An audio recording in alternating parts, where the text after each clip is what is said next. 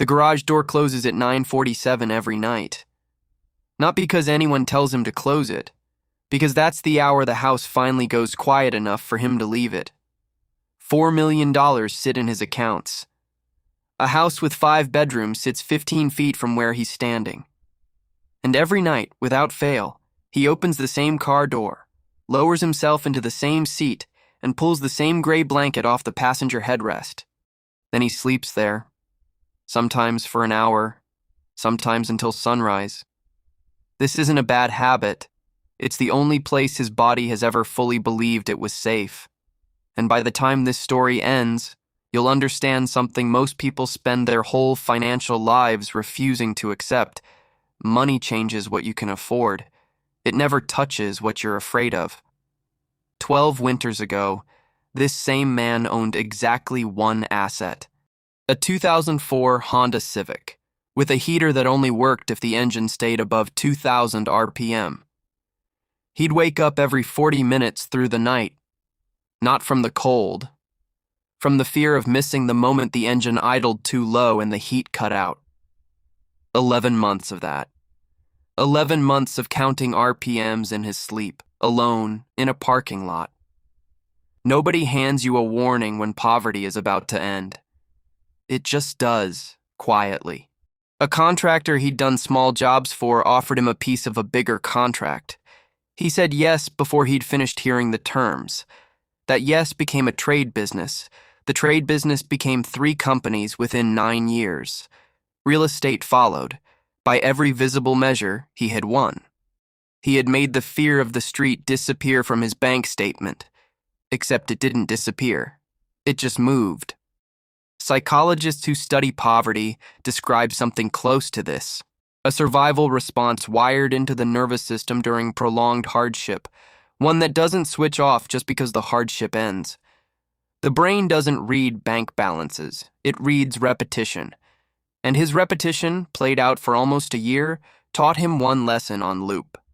Solid ground is never guaranteed. Somewhere underneath the 5 bedrooms and the $4 million, a version of him is still 28, cold, and listening for an engine that might stop. His wife found out by accident, 3 years into the marriage. 2 in the morning.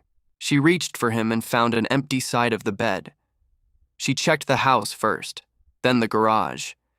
He was curled up in the driver's seat, asleep, the exact way he used to sleep when sleeping wrong could mean freezing.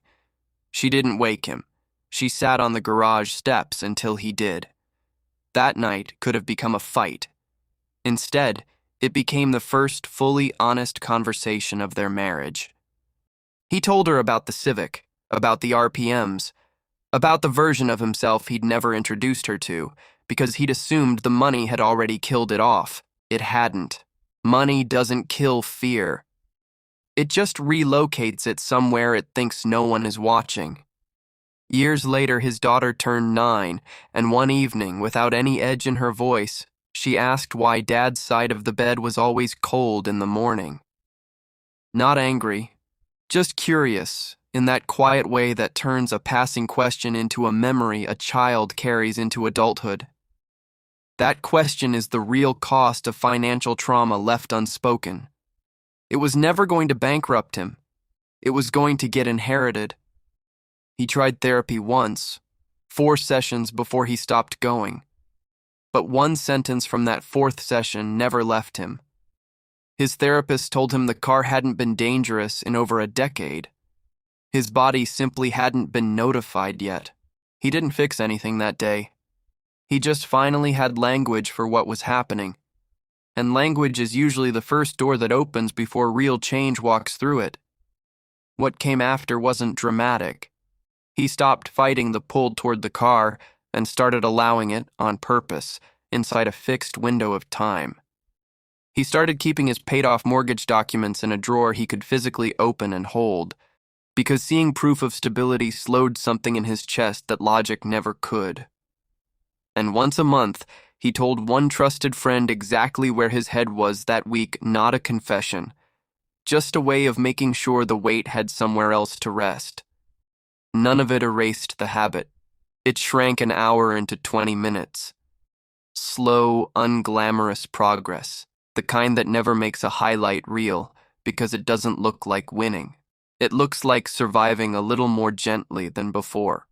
Financial freedom and emotional freedom are not the same account. You can be fully funded in one and running on empty in the other, in the exact same life. The number in your banking app tells you what you can buy. It tells you nothing about what you still flinch at. For most people chasing a number that's supposed to finally make them feel safe, that number was never the finish line. It's the moment the real work begins. Unfilmed. Usually in a garage nobody else is meant to see. Tonight at 9:47, that same door will close again. 3 companies still belong to him. So does the blanket folded behind the driver's seat. Both are true in the same life, and neither cancels the other. Maybe wealth was never the finish line. Maybe it was only ever the moment his real story finally had enough resources to be told honestly.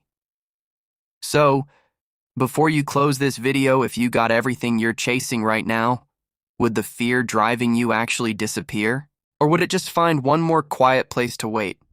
If this made you see money differently, follow for more stories like it. And if you know someone still counting the miles until morning, send this to them tonight.